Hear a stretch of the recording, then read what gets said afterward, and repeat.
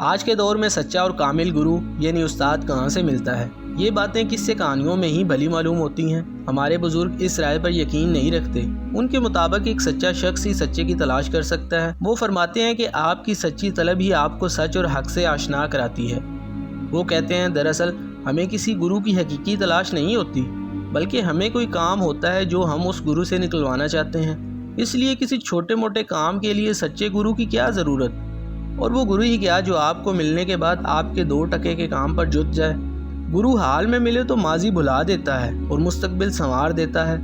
گرو بتاتا ہے کہ مستقبل بھی کوئی مقام نہیں ہے کہ جہاں ہم جا رہے ہیں، مستقبل تو ہم خود تخلیق کرتے ہیں۔ گرو یہ بات منوا لیتا ہے کہ راستے پائے نہیں جاتے بلکہ بنائے جاتے ہیں۔ گرو کے ملنے کے بعد آپ جان جاتے ہیں کہ غربت اور دولت مندی دونوں ہی سوچ کی پیداوار ہیں۔ لیکن میرا سوال ہمیشہ ہی ہوتا ہے کہ ہمیں اتنی پیچیدگی کیوں محسوس ہوتی ہے؟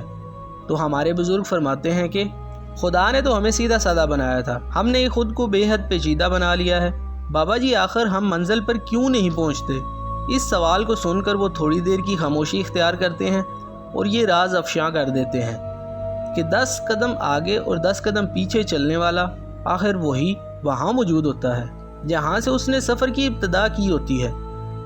اگر کوئی پریشان چہرہ لے کر ہمارے بزرگوں سے یہ پوچھ ہی لیتا ہے کہ مجھے کسی جگہ سکون نہیں ملتا، تو بابا جی گرجدار آواز میں کہتے ہیں کہ بیٹا سکون تجھے کہاں سے ملے؟ تیرے اندر بے سکونی کا سمندر ٹھاٹے مار رہا ہے، کیونکہ ہمارے گرد و پیش کی حالات کا دار و مدار اس امر پر ہے کہ ہمارے اندر کیا ہے۔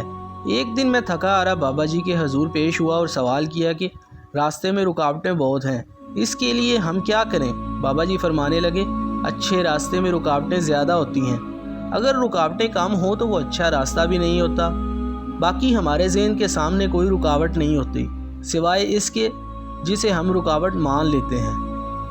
کسی دانشور نے اس بات کی وضاحت چاہی کہ کامیاب زندگی کا دار و مدار کس بات پر ہے، اور ساتھ درخواست کی کہ جواب تفصیل سے عنایت فرمائیں۔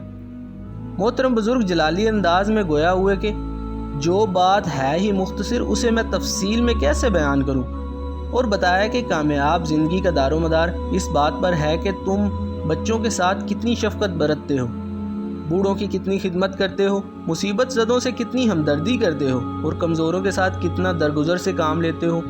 اس کی وجہ یہ ہے کہ تم زندگی میں کبھی نہ کبھی ان سارے مراحل سے گزرو گے۔ ایک دن فرمانے لگے کہ کیا تمہیں معلوم ہے کہ اچھا استاد ہمیشہ زندہ کیوں رہتا ہے؟ سب نے کوئی خاص جواب نہ دیا تو کہنے لگے کہ جس انسان کی تربیت دوسروں کو فائدہ دینے لگے وہ کیسے مر سکتا ہے؟ پھر جلالی انداز میں بولے اس انسان کو مت ڈبو جس نے تمہیں تیرنا سکھایا۔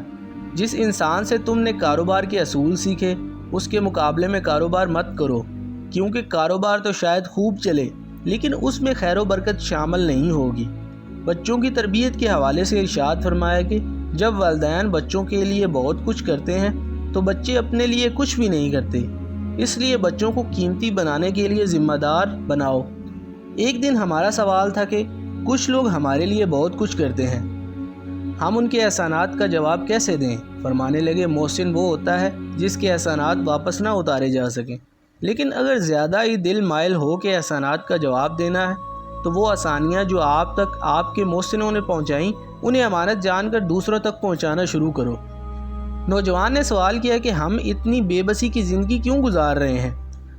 فرمانے لگے کہ بے بس تھوڑے ہو، تم جو کچھ کرنے کے اہل ہو اگر کر گزرو تو تم خود حیران رہ جاؤ۔ بس مسئلہ ایک ہے کہ تمہیں خبر ہی نہیں کہ تم کیا کچھ کر سکتے ہو۔